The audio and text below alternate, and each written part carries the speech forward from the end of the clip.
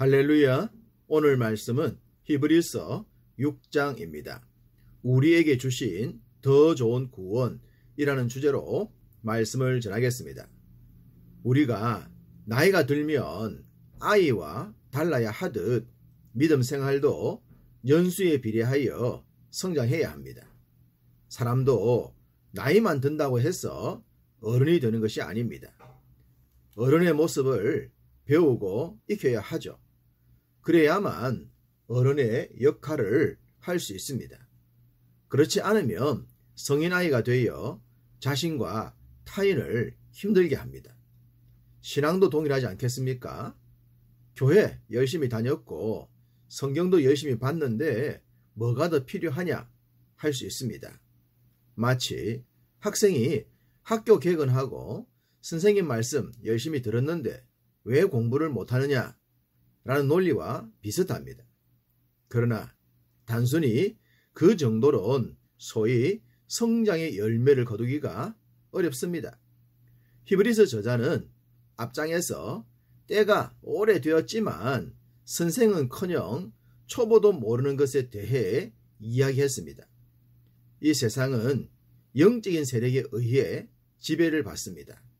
그런 세상에서 세상의 세력을 이기기 위해선 영의 질서를 알아야 하는 것입니다. 이를 위해 본장 1절과 2절 시작과 마지막 단어는 이러합니다.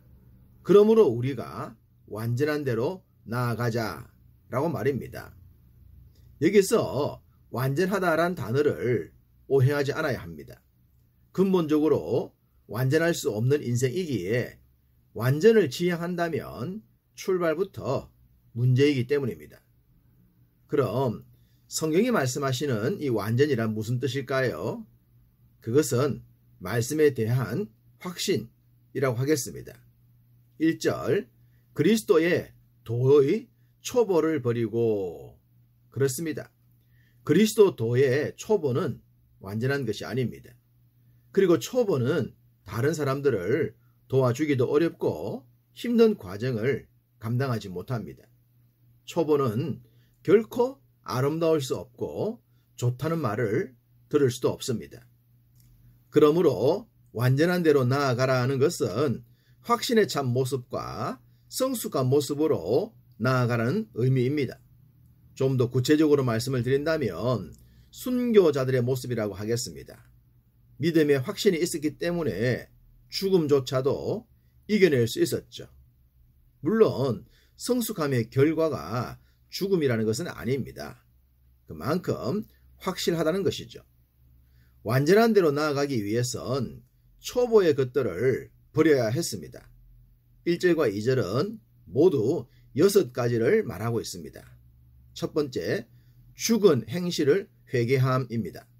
죽은 행실을 행하고도 회개하지 않음으로 인해 죽음에 이르게 되는 것, 그것을 깨닫지 못하는 어리석음에 대한 말씀입니다.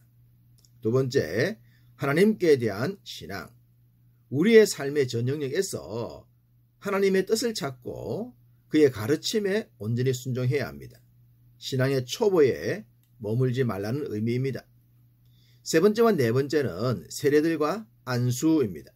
세례는 유대교의 정결례식이며 안수는 구약부터 전해온 관습으로 보입니다. 이것이 전하는 본질은 신앙 고백의 외적 표시와 성령 충만입니다. 그렇지만 그 본질을 놓치고 형식에 매인 자들을 경고한 말씀으로 보이죠. 다섯 번째와 여섯 번째는 죽은 자의 부활과 영원한 심판입니다. 부활에 대한 분명한 신앙과 재림과 심판에 대한 신앙은 성숙의 척도라고 하겠습니다. 신앙의 초보는 부활도 재림도 심판도 온전하게 믿지 못하기에 이러한 초보에서 벗어나라고 한 것입니다. 그럼 왜 저자는 이렇게 초보에서 벗어나라고 강조를 할까요?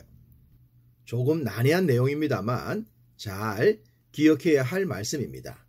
5절과 6절 하나님의 선한 말씀과 내세의 능력을 맛보고도 타락한 자들은 다시 새롭게 하여 회개하게 할 수 없나니 이는 그들이 하나님의 아들을 다시 십자가에 못 박아 드러내놓고 욕되게 함이라. 회개할 기회가 없다는 말씀으로 보입니다. 어쨌든 이 말씀이 강조하고 싶은 것은 그런 자리로 전락하지 말라는 겁니다. 그러기 위해서 확신이 필요하다는 것이죠. 초보가 아닌 장성함이 필요하다는 겁니다. 이와 같은 말씀을 보면 괜히 걱정이 될 수도 있는데 너무 염려하지 않으셔도 됩니다. 우리에게는 더 좋은 것이 준비되었기 때문입니다. 9절, 사랑하는 자들아, 우리가 이같이 말하나 너희에게는 이보다 더 좋은 것, 곧 구원에 속한 것이 있음을 확신하노라. 우리에겐 더 좋은 것이 있는데 곧 구원에 속한 것입니다. 우리가 구원의 반열에 들었다면 타락하여 회개하지 못하는 자리에 이를 일은 없다는 겁니다. 우리가 스스로 그리스도를 부인하거나 배도의 길을 걷지 않는다면 더 좋은 구원은 영원합니다. 저자가 더 좋은 구원이라고 했죠. 비교급을 사용했습니다. 우리가 구원의 반열에 속한 것이 얼마나 대단한 것인가를 이해시키기 위해 한 예를 들어 비교합니다. 13절, 하나님이 아브라함에게 약속하실 때에 가리켜 맹세할 자가 자기보다 더 큰 이가 없으므로 자기를 가리켜 맹세하여. 다시 아브라함을 초청했습니다. 하나님이 아브라함을 믿음의 조상으로 만들겠다 약속을 하셨는데 그 약속의 신실성을 위해 자기 자신에게 맹세를 하셨다는 겁니다. 우리가 어떤 확신을 주고자 할 때 조상님 이름으로 부모님 이름을 걸고 그렇게 말하지 않습니까? 온 세상에서 하나님보다 크신 이가 없으시죠. 그렇기 때문에 하나님께서 자신의 이름을 걸고 아브라함을 축복하시겠다 하셨고 그 말씀을 이루셨습니다. 그럼 왜 이 이야기를 하셨을까요? 그것은 우리에게 더 좋은 구원을 약속하셨는데 그 약속을 주신 이가 누구라는 겁니까? 아브라함을 축복하셨던 온 세상에서 가장 큰 이름인 하나님의 이름을 거신 분, 그분 때문입니다. 그래서 이렇게 말씀하십니다. 17절, 하나님은 약속을 기업으로 받는 자들에게 그 뜻이 변하지 아니함을 충분히 나타내시려고 그 일을 맹세로 보정하셨나니. 하나님께서 맹세로 보정서를 쓰셨다는 말씀입니다. 그것이 성경 말씀이죠. 성경을 조금이라도 아는 자라면 아브라함이 어떻게 복의 근원이 되었는지 잘 알 겁니다. 하나님께서 아브라함에게 하셨던 약속을 지금 우리에게도 하시고 계시니 그것을 믿으라는 것 아니겠습니까? 하나님의 약속은 신실하고 변하지 않기 때문입니다. 18절 전반절에 이는 하나님이 거짓말을 하실 수 없는 이 두 가지 변하지 못할 사실로 말미암아 라고 했습니다. 어떤 말씀이 눈에 들어옵니까? 하나님은 거짓말을 하실 수 없다는 내용입니다. 능력자, 소위 많은 것을 할 수 있는 사람은 거짓말을 할 가능성도 낮지 않을까 싶습니다. 일반적으로 자신이 할 수 없거나 약속을 지킬 수 없을 때, 자기에게 손해가 될 때 거짓말을 할 가능성이 높습니다. 반대로 그 모든 것을 지킬 수 있으면 굳이 거짓말을 할 필요가 없지 않겠습니까? 하나님은 완벽한 능력자이시기 때문에 결코 거짓말을 하실 수가 없고 하지도 않으십니다. 그것을 성경이 완벽하게 증명을 합니다.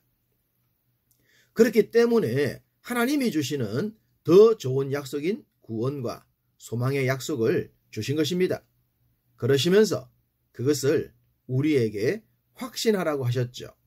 19절, 우리가 이 소망을 가지고 있는 것은 영혼의 닷 같아서 튼튼하고 견고하여 휘장 안에 들어가나니.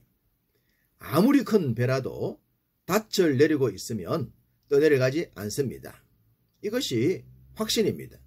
결코 끊어지지 않는 구원의 소망입니다. 우리가 살아가는 세상이 아무리 힘들고 우리를 흔들더라도 영혼의 닻을 하나님께 둔다면 견디며 이기게 됩니다. 그 확신이 여러분을 믿음으로 무장시키기를 소원합니다. 그로 인해 여러분의 삶이 세상이 결코 이길 수 없는 믿음의 현장 되시기를 주님의 이름으로 축복합니다.